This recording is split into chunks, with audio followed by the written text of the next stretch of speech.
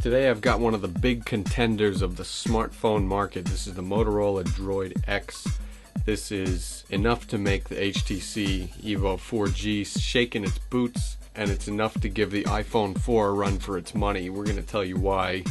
First off, let's deal with the obvious here. We've got a 4.3-inch capacitive touchscreen here with the same resolution that we saw on the Motorola Droid 2. So it's not AMO LED, it's not Retina display, but it's still pretty good. You'll also notice on the right side an HDMI terminal, and this phone shoots 720p HD video, and on the back it has an 8 megapixel camera with dual LED flash accompanying it. Now, strangely enough, it doesn't have a front-facing camera like the EVO or the iPhone 4, so that's one strike against it. We do like how Motorola put the power lock switch on the top instead of the side like the Samsung Galaxy S phones.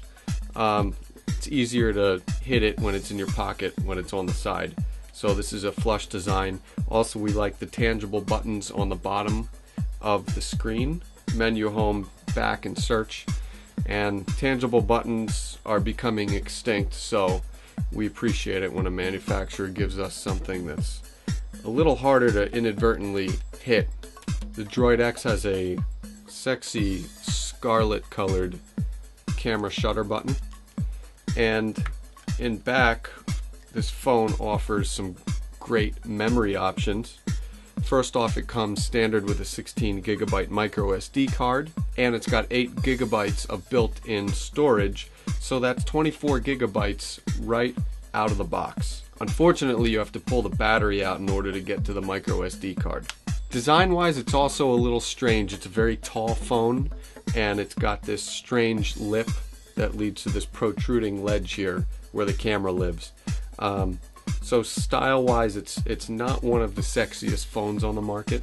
Now let's take a look inside, but let's first talk about the fact that this phone has a 1 gigahertz OMAP processor, which is one of the fastest processors on the market. And it also has Verizon's excellent coverage, so when we were in 3G spots, this phone just flew. As you can see, we had 7 home screens here, and we're just flying through them. Just one of the fastest phones we've ever played with. This phone runs Android 2.1, but have no fear, the Android 2.2 upgrade is a couple weeks away for this phone.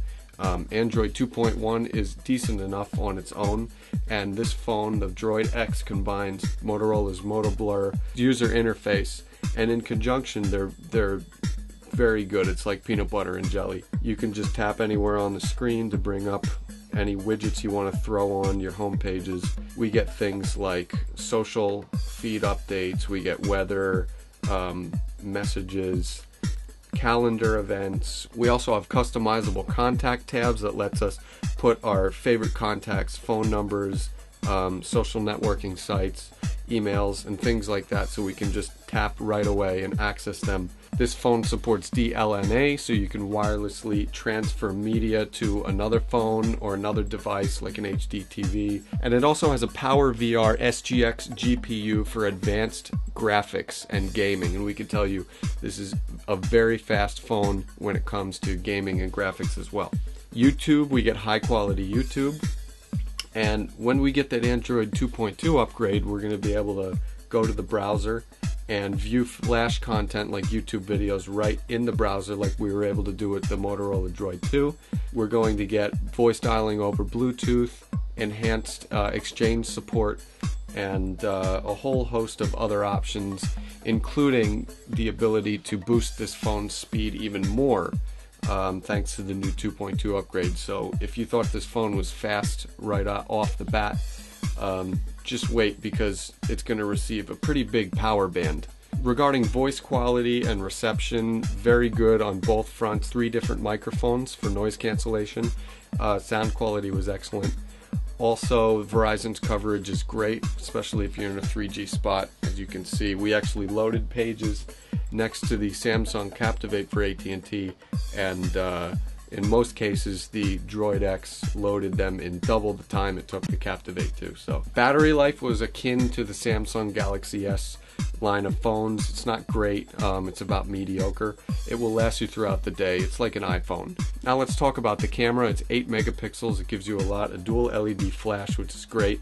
But the image quality just wasn't there. It was about the same as the Droid 2, only with more megapixels. So if you upload to a lot of social networking sites, the quality will be fine for you. In video, exhibited stepping and compression problems. Photo, we noticed noise, and so some work needs to be done to the Droid's camera. But we did like the interface a lot. We liked the effects that we got and the manual controls that were given to us.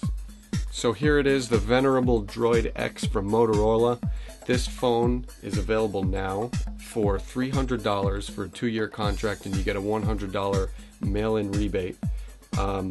Very highly recommended by InfoSync World. Also check out the Droid Incredible and the HTC EVO 4G and the iPhone 4, because that's pretty much the superpower realm of smartphones at the present moment. Until next time, I'm Mike Perlman for InfoSync World.